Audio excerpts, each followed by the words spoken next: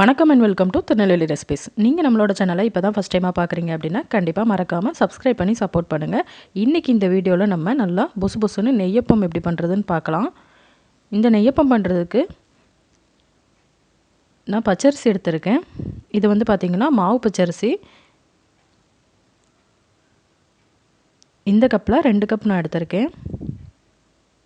இப்போ இந்த மாவு பச்சரிசின்னு பார்த்திங்கன்னா உங்களுக்கு இடியாப்பம், ஆப்பம், புட்டு செய்கிறதுக்கெலாம் ரொம்ப ஏற்றதாக இருக்கும்.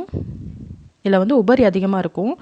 இதே நம்ம பொன்னி பச்சரிசி அப்படின்னா நம்ம பொங்கல், நெய்ச்சோறு செய்கிறதுக்கெலாம் பயன்படுத்தலாம். இப்போ இந்த பச்சரிசியை தண்ணி சேர்த்து ஒரு 4 மணி நேரம் போல் ஊற வச்சிடலாம். அதுக்குள்ளே நம்ம இங்கே வெல்லத்தை கரைச்சி எடுத்துக்கலாம். 2 கப் பச்சரிசிக்கு 1.5 கப் வெல்லம் கரெக்டாக இருக்கும் அளவு. இப்போ இந்த 1.5 கப் வெல்லத்துக்கு 1/2 கப் தண்ணி சேர்த்து நம்ம வந்து கரைச்சி எடுத்துக்கலாம். பாகா காய்ச்ச வேண்டாம், கரைச்சா போதும். அதே மாதிரி தண்ணி 1/2 கப் வந்து போதும். இப்போது இந்த பச்சரிசி 4 மணி நேரம் ஊறிடுச்சு. நல்லா தண்ணியை வடிச்சிட்டு நம்ம கரைச்சி வச்சுருக்கோம் இல்லையா வெல்லம், அந்த வெல்லத்தை சேர்த்து தான் இந்த அரிசியை வந்து அரைச்சி எடுத்துக்க போகிறோம். தண்ணி இல்லாமல் நல்லா வடிகட்டிக்கோங்க. அதிகமாக தண்ணி ஆகிட்டுனா நம்ம வந்து நெய்யப்பம் ஊற்றும் போது சரியாக வராது. அதனால் தண்ணியே இல்லாமல் நல்லா வடித்து எடுத்துக்கோங்க. அது மாதிரி நம்ம கரைச்சி வச்சுருக்கிற வெல்லத்தை ஊற்றி அரைச்சி எடுத்துக்கலாம். வெல்லம் எடுத்த உடனே எல்லாமே சேர்த்துற வேண்டாம். 1/2 கப் வெல்லம் கரெக்டாக இருக்கும். இருந்தாலும் நம்ம தேவையான அளவு மட்டும் ஊற்றி அரைச்சிக்கலாம். இப்போ இது மாதிரி அரைச்சி எடுத்துருக்கேன் பாருங்கள். கொஞ்சம் ரவை மாதிரி தெரியுது. இந்த பதத்தில் தான் இருக்கணும் இந்த நெய்யப்பத்துக்கு.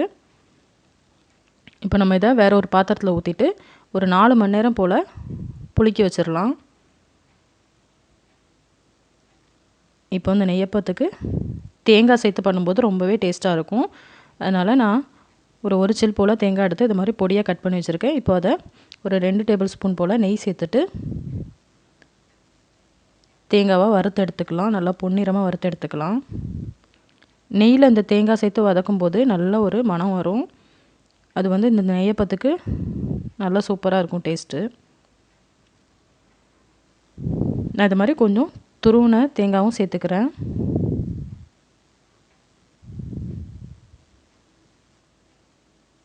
இப்போது 4 மணி நேரம் நம்ம புளிக்க வச்சுருந்த மாவு நம்ம அரைக்கும்போது கொஞ்சம் தண்ணியாக இருந்தது. இப்போ கொஞ்சம் திக்காக இருக்குது. இந்த டயத்தில் நம்ம மீதமாக எடுத்து வச்சுருந்த வெள்ளைப்பாகை வந்து சேர்த்து கரைச்சி எடுத்துக்கலாம். அப்படி நீங்கள் இருந்த வெள்ளத்தெல்லாம் ஊற்றி அரைச்சிட்டிங்க அப்படின்னா கொஞ்சமாக தண்ணி சேர்த்து கரைச்சிக்கலாம் தேவையான அளவுக்கு. இப்போ இதோட ஒரு 1/2 டீஸ்பூன் போல் ஏலக்காய் தூள் சேர்த்துருக்கேன். இதோடவே நம்ம நெய்யில் வறுத்து வச்ச தேங்காயும் சேர்த்துக்கலாம்.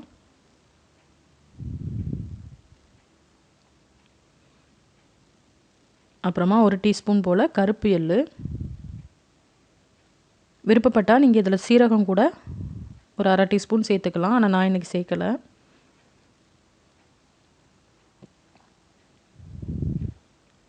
இப்போ எல்லாத்தையும் சேர்த்ததுக்கப்புறம் இதை நல்லா கலந்து விட்டுறலாம். தேவைப்பட்டால் கொஞ்சம் தண்ணி சேர்த்துக்கோங்க. இல்லைனா வெல்லம் வந்து கரைச்சது மீதம் இருந்ததுன்னா அதை கொஞ்சம் சேர்த்துக்கோங்க. இப்போ இங்கே ஒரு கடாயில் எண்ணெய் காய வச்சுருக்கேன். நான் இன்றைக்கி சன்ஃப்ளவர் ஆயில் தான் எடுத்திருக்கேன். நீங்கள் விருப்பப்பட்டால் தேங்காய் எண்ணெய் எடுத்துக்கலாம். தேங்காய் எண்ணெய் சேர்த்து பண்ணுறதுனால நல்லா மணமாகவும் இருக்கும்.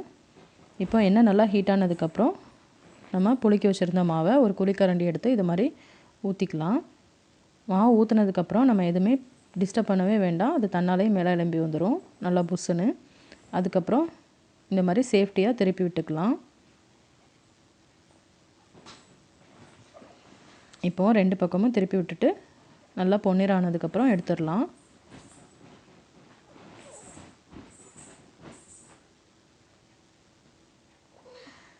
அது மாதிரி நம்ம சேர்த்துருக்க தண்ணியோட அளவு கரெக்டாக இருந்தால் தான் இந்த மாதிரி நமக்கு புஷ்ஷுன்னு உப்பி வரும். தண்ணி அதிகமாகிருச்சு அப்படின்னா உங்களுக்கு இந்த மாதிரி ரவுண்டாக ஷேப்பில் வராது. நமக்கு தேவையான கலர் வந்ததுக்கப்புறம் எடுத்துக்கலாம். இதை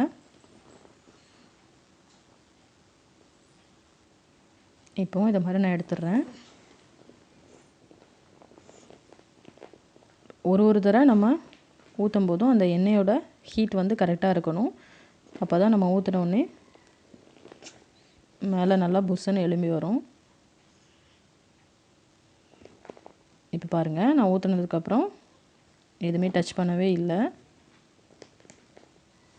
தன்னாலே இப்போ மேலே எலும்பி வந்திருக்கு. 2 கப் அரிசிக்கு 1.5 கப் வெல்லம், 1/2 கப் தண்ணி, அவ்வளோதான். அது மட்டும்தான் நம்ம சேர்த்து ஊற்றி அரைச்சிருக்கோம். கரெக்டான அளவு.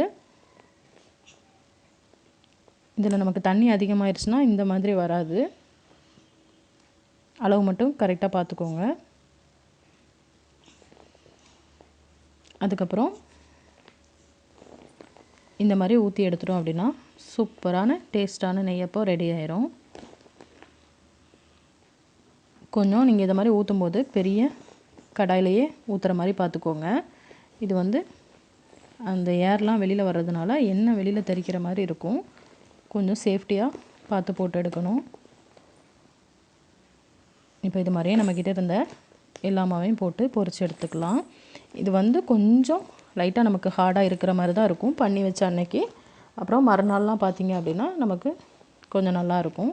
உங்களுக்கு நல்லா சாஃப்டாக வேணும் அப்படின்னா இப்போ 2 கப் பச்சரிசிக்கு ஒரு கைப்பிடி அளவு உளுந்து சேர்த்து ஊற வச்சு அரைச்சி எடுத்துக்கோங்க. அப்படின்னா கொஞ்சம் சாஃப்டாக இருக்கும். ஆனால் நான் இன்றைக்கி உளுந்து சேர்க்கலை, இந்த மாதிரி பண்ணி எடுத்திருக்கேன்.